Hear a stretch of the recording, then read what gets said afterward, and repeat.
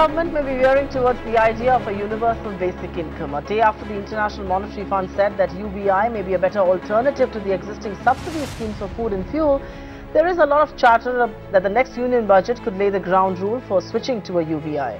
The IMF says that the move could prove to be a more efficient social security cover and also help Team Modi to revamp the fuel pricing mechanism. The idea sounds very good on paper indeed, but many economists warn that there could be huge challenges in terms of implementation and the fiscal costs involved. At the outset, any effort to do away with PDS is sure to face stiff political resistance and could prove to be a hot potato for the government in the run-up to the 2019 general election. Some economists also fear the switch to universal income may put more strain on the fisc at a time when the economy is struggling to shrug off the DMO and GST blues. So will the universal basic income really, is it the best option for India? What are the problem areas? And what's the road ahead? To discuss all of that and more, we're joined by a power-packed panel this evening. It's a political debate because this is something that needs political consensus. Rakesh Sinha, RSS Vicharak, Salman Anis So, spokesperson of the Congress, Ghanshyam Tiwari, national spokesperson of the Samajwadi Party, and Shana NC of the BJP join in. Thank you so much, all of you, for joining in. We don't want to make this a political face-off. We're trying to see if can we work around a political consensus on the issue of universal basic income. I'm going to start off with you, Mr. Rakesh Sinha. To your mind, do you think universal basic income is an idea whose time has come?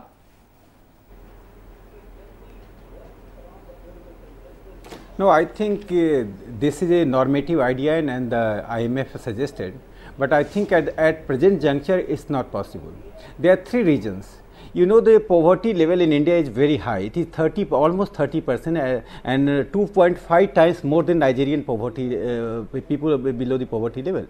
So I think that PDS system, there is a more need to reform in the governance of the PDS. One, you know, the India spends almost 900 billion to 1 trillion rupees for the procurement for the food, and I think this is the best way to benefit the poor. If you go by the minimum basic income for the every Indian citizen, that would create a problem because there is inflation level. There are so many problems. So I think at this juncture, there are three challenges before the Indian state, that insurance system should be more efficient, and I think this government has one great achievement, that is evolutionary. As one of the courts has said, that Prime Minister's insurance scheme is very evolutionary because it guarantees the common people the insurance, the masses insurance, the means the number of people covered under the insurance is more than the last 10 years. Second important thing is that you see the tribal, Dalits, these people, they have just joined the financial infrastructure, that is banking system. So I think at this juncture, it can be in the long run, it's good, but I smell something wrong. You know, the WTO and IMF has one design to end the subsidies. They are trying it in backdoor. Previous to 2 years ago, when the WTO was prescribing that end the food subsidies, India has protested and there was all party consensus. So I think this is not a partisan issue. You rightly said that this is not this is a political debate. This is not economic debate. So our socio-economic perspective should be corrective. That corrective is that system of governance and the administration of governance should be perfect, so that the poor should get what their due is. Fair point indeed. Nobody will deny you that. But look at the poverty levels in India. 36.3 crore people below the poverty line. Salman Soz, let me ask you this question point blank. Is universal basic income the means to eliminate poverty in our country, at least theoretically speaking? Or is it just an intellectual debate, can never be achieved? No. No, it's not. I mean, this is, you know, what I would caution everybody is that before we go in for some major initiative like this, which would have economy-wide ramifications, we should wait to see what the international experience is. Right now, countries in Europe have started some small trials, countries like Finland and France, and there have been some experiments, small ones, in Kenya, in Canada. In Alaska, there have been some experiments on this basis, but before we jump into another major initiative, we've got to wait. We've got to see what's going on, because look, our country has faced some real disruptions in the recent past. We're still not coming out of those ones. You know, the tragedy is that this seems to be like one of those last resort kind of things in the face of automation, in the face of potential job losses. But I think what we've got to do is we've got to take a step back and think about this huge army of young Indians who's coming along, and how do we actually create opportunities for them? We have not exhausted all the ways we can improve our economy. The sad thing is that right now we're basically on a daily basis debating whether the economy is in a major slump, or if there are green shoots of recovery, or what have you. But what we are not having a debate on is the future of work, the future of jobs, and that's where we should be focusing our attention on. This universal basic income and all that, these are kind of last resort kind of things. Okay, nothing's working, so we might as well give something to people. I think we need to invest a lot more time in debating how we can get good, jobs, decent jobs for our young people in the future. Okay. This, I think, yes, let's focus on that. Let other countries experiment, let's learn from them, and then we can see whether it might be implementable for in India. Fair enough. RSS and the Congress both believe this is not the time for universal basic income. Shaina NC, Mr. Sinha spoke about the fact that IMF and WTO, they all have an agenda to cut Indian subsidies. But, I would like to remind our viewers that it's the chief economic advisor of this government, Arvind Subramanian, who in the economic survey of last year made a case for universal basic income. Subsequently, on multiple occasions, the Finance Minister Arun Jaitley has indicated his in-principle approval to the idea, even though he has spoken about the fact that it will be tough to build political consensus on the issue. What is the BJP's position on universal basic income? Is the BJP in principle, evaluating the idea of universal basic income, provided there is political consensus? What is the BJP's position on this contentious issue? Shaina NC.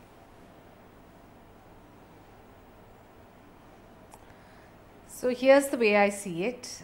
Is there a strain on the fiscal? Absolutely there would be, because if you have close to 27 crore people who are below poverty line, and this is not my saying so but the Tendulkar report, then obviously there is an area of concern. However, in a country as large as India, where you have this kind of disparity, where 1% of your wealth, wealthy people control almost 58% of the total wealth of this country, I think that there's something to be thought about. Now, our Prime Minister has always been a man of not just revolution, but also very courageous in his decisions. I do recall on a number of his schemes where people have questioned, people have deliberated, but we have always believed, whether it's Manrega or whether it's GST, we need to ensure that the scheme is implemented, we last through the systemic flaws that happens. And likewise, if you talk about UBI as an idea in a nascent stage right now, what is the reason? We all know the reason.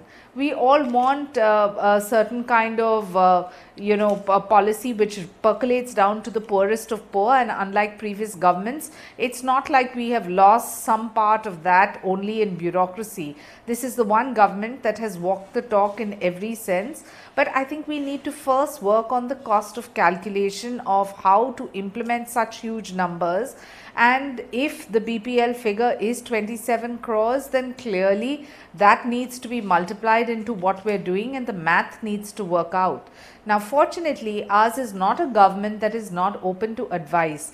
Now, you talked about the chief economic advisor. There's so many technocrats, bureaucrats, people from the field like yourselves, whose opinion is also counted. So I think that we'd be jumping the gun to say that uniform, income needs to be implemented tomorrow, but we can definitely talk about a basic income scheme in the days to come. Fair point, and that's the whole idea. We want to debate, we want to put this in the public space for people to consider. But Ghanshyam Tiwari, let me get this to you. Can a universal basic income and subsidies coexist? And the tougher part of this is, will politicians ever agree? Can there ever be political consensus on withdrawing subsidies if UBI were to be a reality?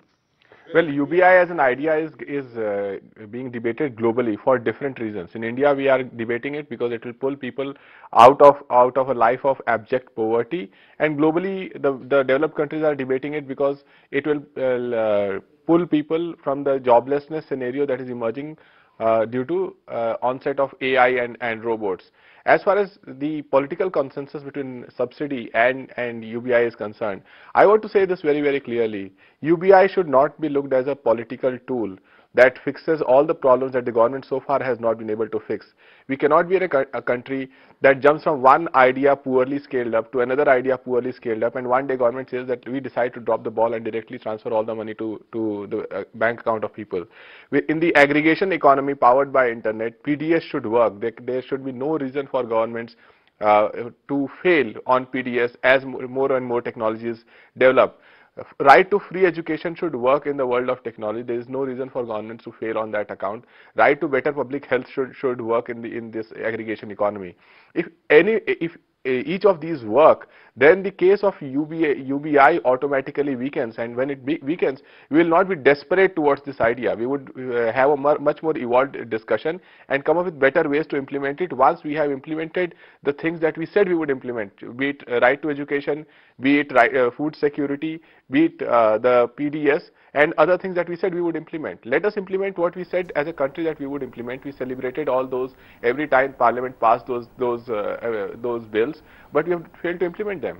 Right, fair enough. You know, I want to pick up on a point that Ghanshyam Tiwari made, Rakesh Sinha, which is on the fact that the reason for universal basic income in India, it is to lift people from abject poverty. Now, the chief economics advisor in his report, the economic survey last year, made a case that if you were to give a universal basic income of 7,620 rupees to 75% of the population of this country, which would cost 5% of our GDP, which is, you know, in a sense greater than all subsidies that we currently give, then potentially you could bring your poverty rate down from about 22% to 0.5%. So on paper, theoretically, if this were to be done, this is this is a way of lifting people from abject poverty. Isn't that a goal that that political parties need to be aligned towards? No, I don't think so. I think certain people are guided by WTO and IMF agenda. Indian reality is different from what IMF and World Bank think about India. I am giving one instance. The rural per capita income is 40,772 and the urban per capita income is 1,01,313. There is a huge gap between rural and urban. There is a huge gap between rural poverty and urban poverty, and addressing these poverty, you need a relative assessment. You can't do by the one parameter, and when you are going by the relative assessment, then you can address the poverty at different level. I think what Prime Minister is doing, I think for the first time India has moved from the post. I think this era is a post populism era. Earlier there was a populism, subsidy was a tool for populist measures. This time government is giving subsidy but also reducing subsidy with concrete programs. I am giving one example. With nominal premium you have insurance schemes. Although it might not have reached to the people due to the information gap, due to other deficit in the governance, but there are schemes. Government and banks are reaching to the people. That is one thing. So I think that these are the things which are essential for India. Second important development which in India is taking place is that earlier there was a distributing the limited income.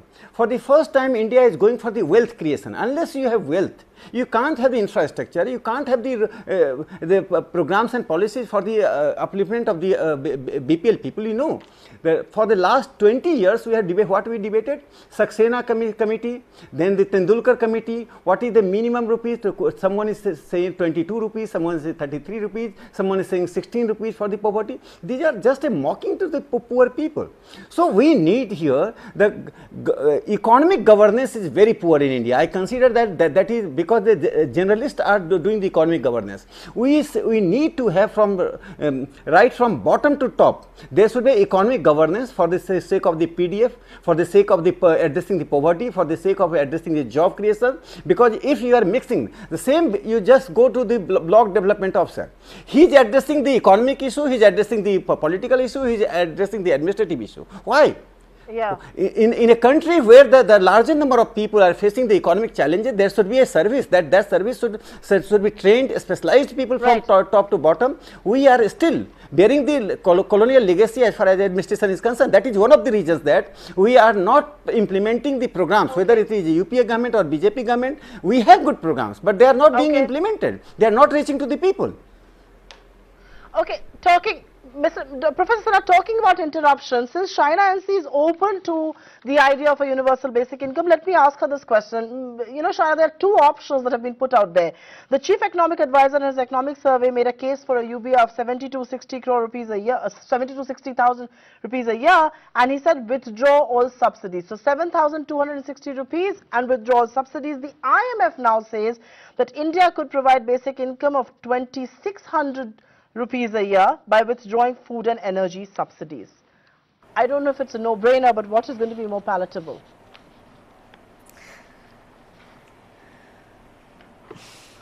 Well, I'm not one to answer. It is obviously the finance minister and the prime minister, along with the technocrats, bureaucrats, advisors, to comment and take a final decision. But I want to make a point when it comes to subsidies.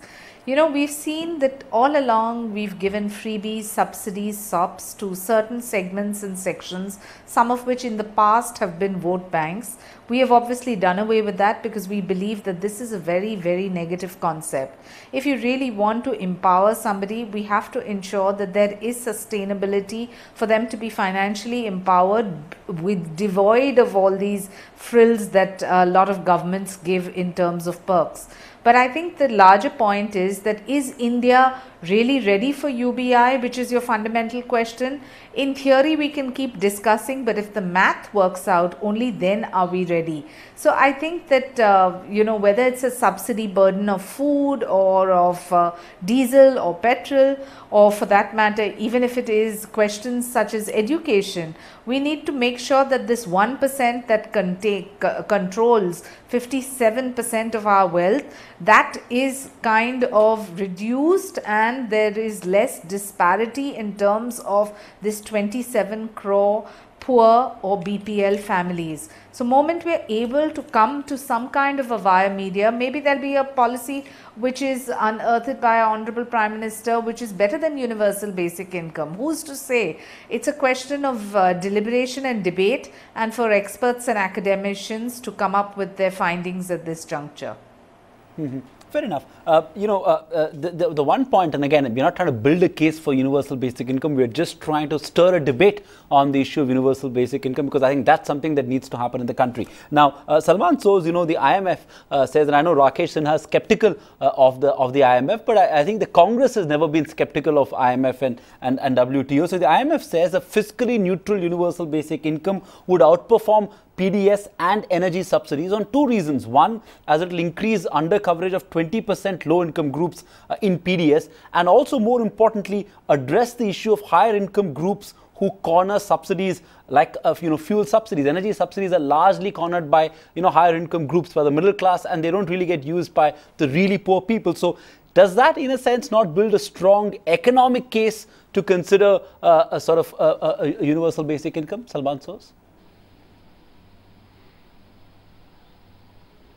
Well, first let me correct you. It's not correct to say that the Congress has never been skeptical of the IMF or the World Bank or the WTO. I come from the World Bank. I'm a former World Banker. Yes. I think the way we see it is we've got to look at ideas and then we'll debate them on their merits. So, you know, if we have a bad idea, we'll say it is a bad idea after we think it through. Or if it's a good idea, we'll say, okay, let's think about it. Let's see how it can be implemented. So I think the IMF is saying something and we can kind of say, okay, let's debate that. However, I want to say this once again, UBI as a concept is being debated around the world for one major reason, and that is, you know, people are fearing major job losses in this era of technological kind of innovation, automation, and AI. And that is kind of sending jitters through everybody's kind of, spine, I guess.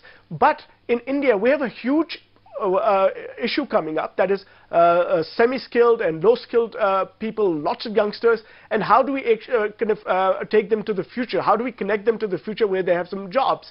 Now, what I don't want is a defeatist attitude saying that, okay, you know what, we give up, let's just do UBI. The IMF has said this, and let's, they must be saying something that's, right. Maybe the IMF looks at it from one perspective. We've got to look at it from a broader perspective. Now, with all due respect, Professor Sinha, who's an RSS person, presumably a government supporter, clearly, the government is theirs, seems to be suggesting that things are not working well. I mean, if you hear what he's saying, he says, oh, there are lots of good ideas, we're not implementing them well. So I think that's in some ways saying that the Prime Minister and the BJP, the government, is not doing well. Shaina NC says, oh, by the way, we walk the talk. No, you talk. That's what you guys do. And that's what you've done throughout these 3 years. That's why 3.5 years. That's why we are in this position where people are now wondering what the hell is going on. You have no talk left to talk about. Massive failure like so I find it very ironical that you would choose to comment. Listen, Shaina, I did not interrupt you. This is the IMF that is suggesting, and that's why we're debating. Shaina, I did not interrupt you. Please let me know. Shaina, I did not interrupt you. Please do not interrupt me. So, I'm just suggesting that the Prime Minister, let me come in there. Launched one of the worst disastrous policies in the form of demonetization. I get that. I get the Congress but parties. Not good for the economy. So let's not go. Second to respond him. Salman Soz, this has been said before. We are discussing an extremely important topic here, which is the universal basic income. I want to shift the focus back to the topic we were discussing. Let not politics hijack this one either. But Ghanshyam Tiwari, let me please throw some numbers and let me please bring some data intelligence to this debate. Ghanshyam Tiwari, the empirical evidence based on the pilot that was done in Madhya Pradesh is encouraging. 8 villages provided monthly payment of 300 for each adult and 150 for each child. The result was better health outcome, increased school attendance and reduced debt levels. Does that address concerns that male members may fritter away? And one of the things that is said is that, when there is cash in hand, the male members may gamble or may drink it away. Does that address those societal concerns that come with this? Well, I think those are elitist concerns. To say that poor don't know how to handle their money and the rich are able to handle their money is an elitist point of view. I'm not against UBI with that kind of concern. The UBI, the greatest bang for the buck in India is better governance, better efficiency functions in government. If we can't fix our PDS, we can't fix our right to education, we can't fix our employability, then there is no way we would be able to find success as a country through UBI. The internet world is driven by better aggregation technologies, and we should be able to do that. We should be able to offer the poorest of the poor the best quality food grains at the lowest price. The case against subsidies can be turned into a case where government does away from subsidies through better efficiency. Why can't government do its education or PDS at 1/10 the cost? The argument in India can easily shift from the overall cost that one has to incur to provide a subsidy to the innovation that goes in diminishing the cost. And I believe that there's huge opportunity in governance in diminishing costs, rather than saying that because we are not able to fix all these leaky buckets, let's transfer a minimum amount of money to the poor. By the way, the poor in India is not just poor. She is also illiterate. She is also in a caste and in dignity battle in a rural village. She is also poorly trained to do something. Okay. So you can say that money given to her account would enable her to spend more on food, fight malnutrition, but life beyond that would not change dramatically. Fair enough. Okay, fair enough. I'm completely running out of time. I want to get closing comments from my panelists, which is largely given the polarized nature of Indian polity at this stage, and Salman Soz, I'm going to come to you first, then I'll take it to Rakesh Sinha. Given the polarized nature of our polity, can our political parties really sit across the table and have a meaningful conversation on a critical issue like this, like universal basic income? Can they arrive at some sort of a consensus, based on intellectual factors, whether to go ahead with it or to drop it? Can that really happen? Why not? It can happen, absolutely. I mean, ultimately, we're a democracy and the Prime Minister is our leader and he has to take the lead. And, Shaina did suggest that the Prime Minister is open to suggestions and all that. In fact, the Prime Minister today said that he was open to criticism. But, frankly, it's after 3.5 years of disastrous policies. And now, if they ask us for input, we're happy to give them. But who? They've not listened to us at all. They don't even listen to their own ministers. How will they listen to the opposition? So, we're open. We're open to, we'll give suggestions if they Can I ask come us. in? Because otherwise he'll say that we will build consensus on issues facing our country. Because no, but you see, I think if they're genuinely open about it, if they genuinely want suggestions, let them demonstrate it and invite us. Implemented at ours. All right. I think but you see, the GST was stopped by Mr. Modi. That you have to be open to coming to Parliament rather than disrupting the Parliament. Without letting political parties hijack my discussion, I'm going to give the last word to Rakesh Sinha on this topic. And Professor Sinha, go ahead. Can the polarized nature of Indian polity set aside differences and sit together and debate something as important as the universal basic income? No, you are very true that these issues should not be a sectarian issue. It has to be in a national perspective. But unfortunately, political parties in India have no vision paper for economic development or economic policies. You ask Congress party, they have economic cells, but they are just issue press release condemning the government. This is a bad political culture we have evolved for the last over the decades. And I am telling Salman Sood that the UPS rulers were the carbon copy of the WTO. For the first time this government has changed the priority, and I am giving one example. I am ending with that example, that rural development, there was in 2013-14 the expenditure was 57,300 crore. Now it was 86,000 crore, 45% increase. So there is a concrete program this government has for the rural development. Unless you have a holistic approach, you cannot eliminate the poverty. I think this is the right approach in the right direction. Right. Okay. Shaina NC, I think Shaina NC wants to make a point here, and Shaina, you have 10 seconds to talk in. Sorry, go ahead. Sorry. No, wait. Shaina NC, please go ahead. It's all I want to say is that all I want to tell my friend Salman Sood is that you talk about GST, when you all try to initiate it, it's fantastic. Oh, it should be goods and services tax, which turns into goods simple tax. And when we implement something which requires political will and conviction, you disrupt the house. You're welcome for your suggestions. We believe in a healthy democracy, and for that healthy democracy to flourish, we can't be using examples of Finland. We concede. But for a country as diverse as India, where you have so much disparity, clearly there is going to be a lot of debate, deliberation and advice from academicians before we implement such a mammoth task like a universal basic income, or something which is probably going to come up which is even better than that in the days to come. So hold your horses, and yes, we do walk the talk. Fair point indeed. Completely. All right, completely out of time on this edition of the India Development Debate. I can't thank my panel enough, Rakesh Sinha, Shaina NC, Salman Sood, and of course Ghanshyam Tiwari for being with us. There is no place for 27 crore people in India below the poverty line. It doesn't put me to sleep well at night. I hope our politicians don't sleep as well. Universal basic income may or may not be an answer, but it's definitely a conversation that needs to be had in our political ecosystem. Thank you so much for being with us in this edition of India Development Debate. Up next is Top 10 at 10. Keep it with ET now.